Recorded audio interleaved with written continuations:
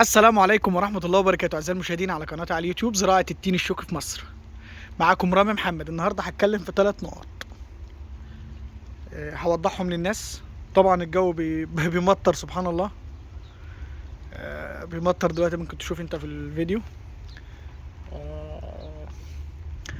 النقطة الأولى، دي قناتي خاصة بمجال التين الشوكي، بتقدم محتوى من قلب مزارعي الخاصة، بتعرفك المكاسب وتعرفك الخسائر رغم ما فيش خسائر، زيرو خسائر، دي من نعم ربنا علينا.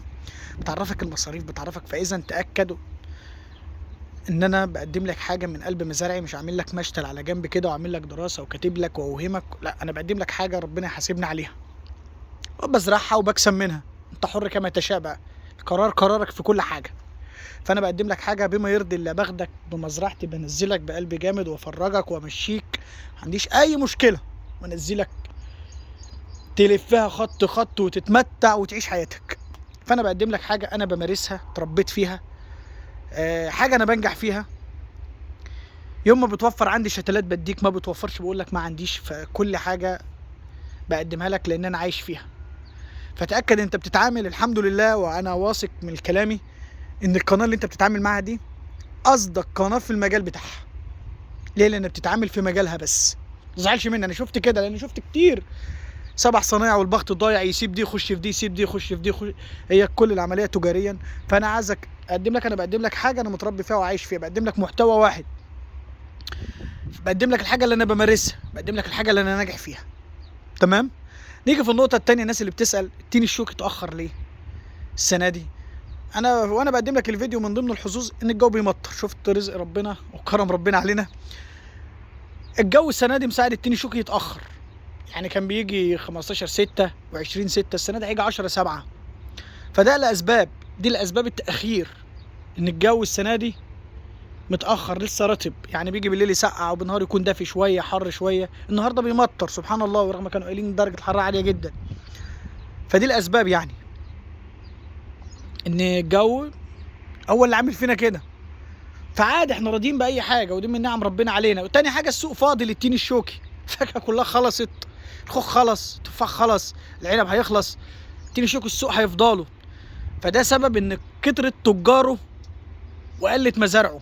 يعني التجار كتير السنه دي بدات تكتر، والمزارع مش مكفيه التجار. فدي ميزه، لان طبعا احنا زارعين فين؟ هم شويه على الصحراء وشويه في المنيا، والناس بدات تزرع شويه في الفرافره، والناس تزرع شويه في الواحات. لكن طبعا مش زي المانجا وزي البرتقال الصيف وزي الموالح اللي منتشره بطريقه رهيبه. فدي من نعم ربنا علينا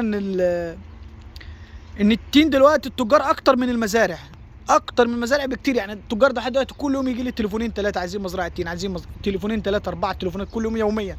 اقول لهم والله ما في متاح عندي، او عندي غيري كمان. ده النقطه اللي بوضحها للناس. النقطه الثانيه، الناس اللي بتكلمني يا باشمهندس رامي انا عايز ارض ايجار تين، انا عايز اشتري مزرعه تين. يا جماعه لو فيه مش هتاخر، والله لو فيه مش هتاخر. لكن الموضوع بيبقى صعب شويه، ان واحد اساسا هو راجل مش بتاع ارض، زرعها تين ليه؟ هو بيحب الارض بس زرعها تين ليه؟ عشان يكسب ويتراضى، مش عشان يبيعها وعشان ما يتعبش فيها. هي ثقافته كويسه انه الراجل زرعها تين عشان ما يتعبش وما يخسرش الارض في نفس الوقت. فدي مكسبها، هو كسب، هو كده راجل كسبان. انا بالنسبه لي صعب الاقي ارض تين للبيع، بالنسبه لي انا شخصيا.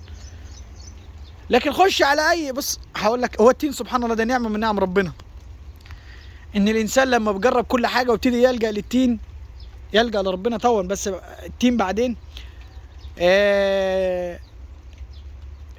يلاقي نفسه خلاص وصل للحل اللي كان مش بيفكر فيه، اللي كان مستهزأ بيه، فلقى الحل الصح اللي هو التين الشوكي. فبيبتدي ينشئ مزرعته ويأسسها، يقول لك خلاص كده، لا هأجرها ولا هبيعها، هي بتنباع وبتتسوق وتراضى. تمام.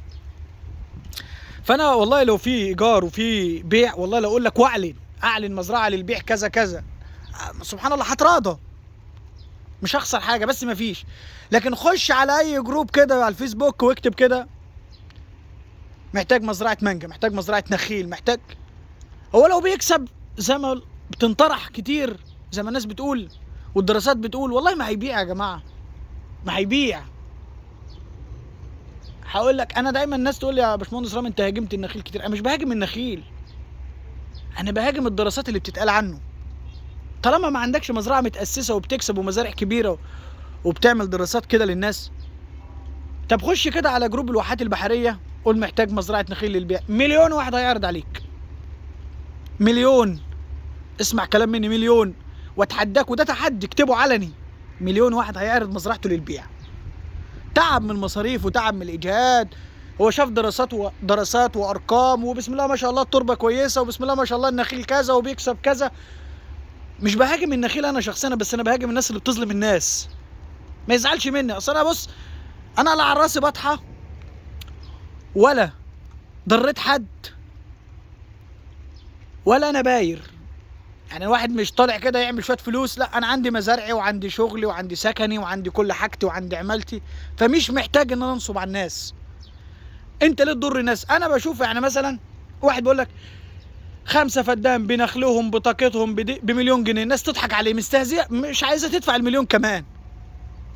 انا هنا قطعه التين الشوكي يوم ما بتنفكر تتباع بتتعرض ب 3 مليون جنيه، 3 مليون و3 ونص و4 مليون جنيه كمان يوم ما تفكر تنباع. القطعه ليها 5 فدادين، يعني الفدان تخطى المليون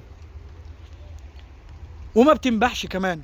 ف انا مش بحارب شخصيات، انا مش بحارب غزة نخيل، انا بحارب شخصيات بتظلم الناس بارقام ورسومات وبص وعرض وعملنا وخلينا واسسنا.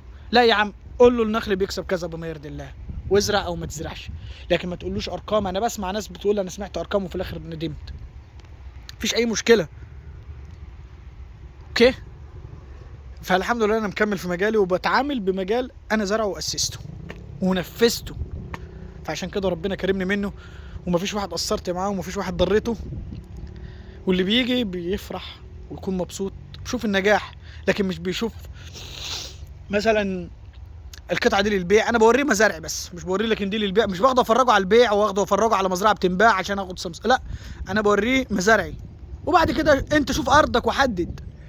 يعني انا يوم ما اتكلمت ببيع او شراء، انا ما كان في ريحه وادي النطرون، انا عندي استعداد ابيع منها اراضي كل يوم.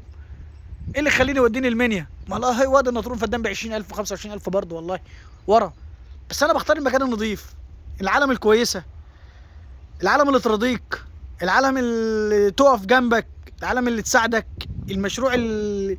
طب ما وادي النطرون انا بينه وبين وادي انا بص، انا مثلا لو في شرق وادي النطرون غرب، انا يعني مثلا هتلاقي الدنيا ايه، انا غرب هي شرق، هتلاقي الدنيا سهله، يعني خطوتين بخط اروح المزارع واراضي فاضيه للبيع كتير. يعني وادي النطرون اساس الفضا من زمان، فاقتنع.